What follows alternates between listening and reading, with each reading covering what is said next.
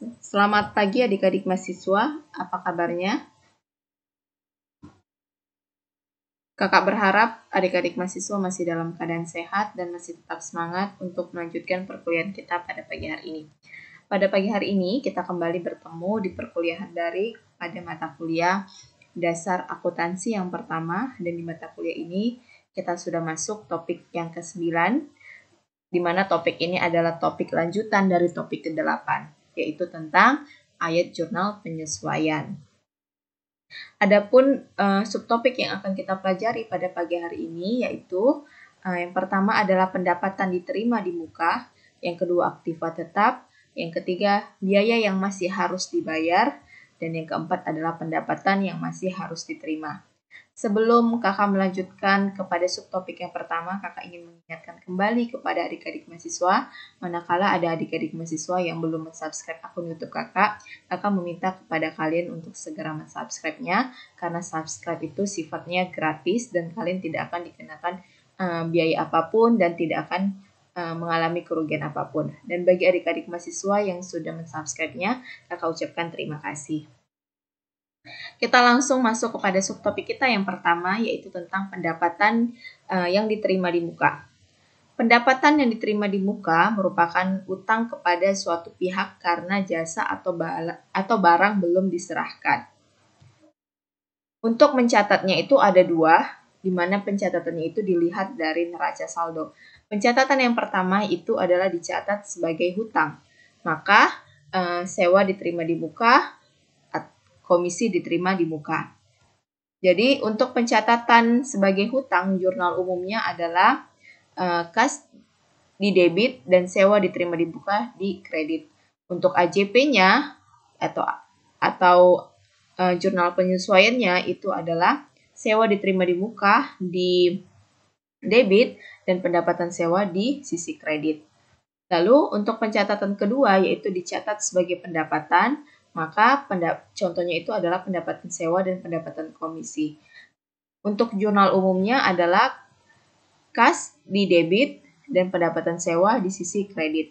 Untuk AJP-nya pendapatan sewa di debit dan sewa diterima di muka di sisi kredit.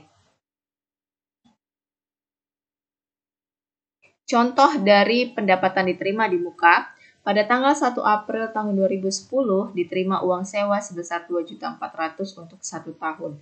Bila dicatat sebagai hutang dan pendapatan, maka buatlah jurnal umum dan AJP pada tanggal 31 bulan 12.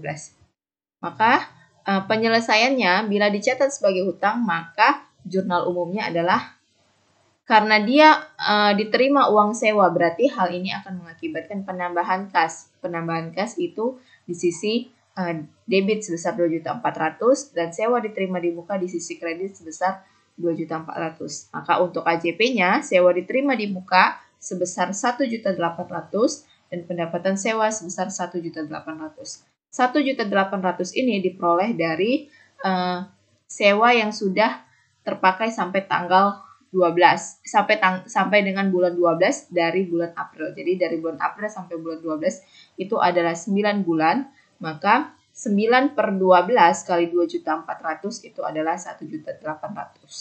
Itulah cara untuk memperoleh angka 1.800.000. Lalu bila dicatat sebagai pendapatan, maka jurnal umum dan AJP-nya, untuk jurnal umumnya kas sebesar 2.400.000 dan untuk pendapatan sewa di sisi kredit yaitu sebesar 2.400.000. Lalu untuk AJP-nya yaitu pendapatan sewa sebesar 600 dan sewa diterima di muka sebesar Rp600.000. Rp600.000 ini diperoleh dari bulan yang belum terpakai, yaitu kan ini dimulai dari tanggal 1 April 2010 untuk 1 tahun. Nah, berarti berakhirnya sewa ini itu sampai dengan 1 April 2011. Maka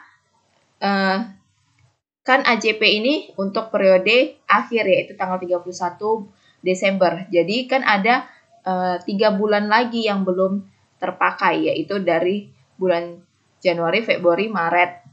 Itu yang belum terpakai. Maka 3 bulan itu 600 ini diperoleh dari 3 per 12 dikali 2.400.000. Maka diperoleh hasilnya adalah Rp600.000.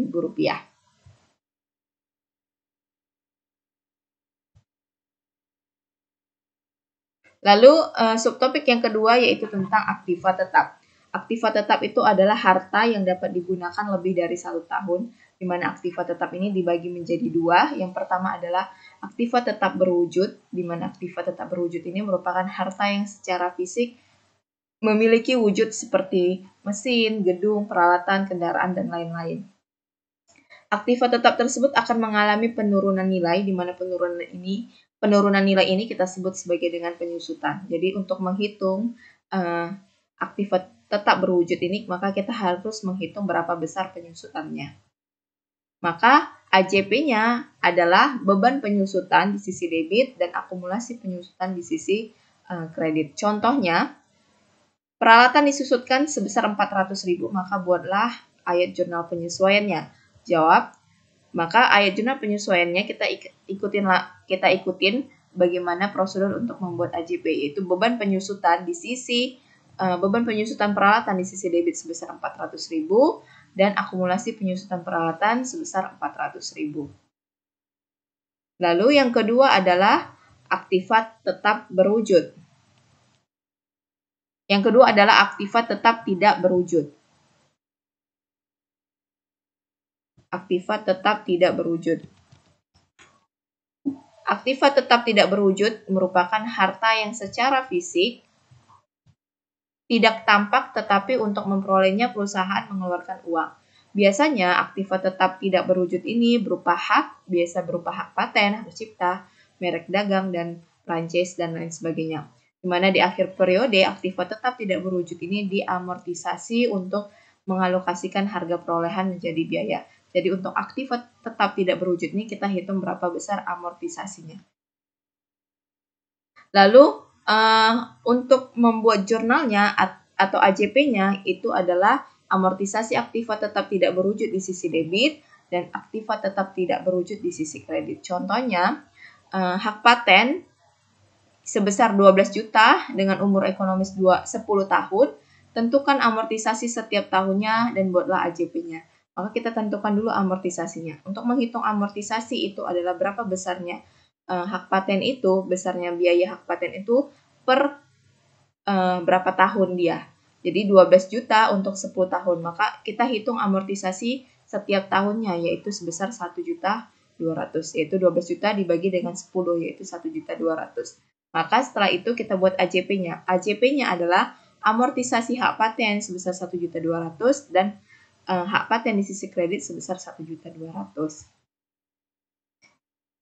Lalu yang ketiga adalah biaya yang masih harus dibayar, di mana biaya yang masih harus dibayar ini atau disebut juga dengan utang adalah biaya-biaya yang sudah waktunya dibayar, tetapi hingga akhir penutupan buku belum dibayar sehingga muncullah utang. Contohnya adalah seperti beban listrik, beban air, beban telepon, beban sewa, beban gaji, beban komisi, beban bunga, dan lain-lain sebagainya. Sehingga AJP-nya adalah beban apa dia? Misalnya beban listrik di sisi debit, lalu di sisi kreditnya adalah hutang listrik di sisi kredit. Contohnya adalah pada akhir periode diperoleh data listrik yang belum dibayar sebesar 100.000, air yang belum dibayar 50.000, telepon yang belum dibayar sebesar 200.000, gaji yang belum dibayar sebesar 500.000. Maka buatlah AJP untuk keempat transaksi ini. Maka untuk beban listrik yang A, beban listrik sebesar 100.000 di sisi debit, lalu di sisi kreditnya adalah hutang listrik sebesar 100.000. Di sisi untuk yang B, yaitu beban air di sisi debit 50.000 dan hutang air di sisi kredit 50.000. Untuk yang C, beban telepon di sisi debit sebesar 200.000, hutang telepon di sisi kredit sebesar 200.000. Lalu untuk yang D, beban gaji sebesar 500.000 di sisi debit dan hutang gaji sebesar 500.000 di sisi kredit. Lalu yang keempat adalah pendapatan yang masih diterima. Pendapatan yang masih diterima ini disebut sebagai piutang, yaitu pendapatan yang sudah sah menjadi milik perusahaan, tetapi hingga tutup buku belum diterima. Seperti contohnya adalah piutang bunga, piutang komisi, piutang sewa, dan lain sebagainya.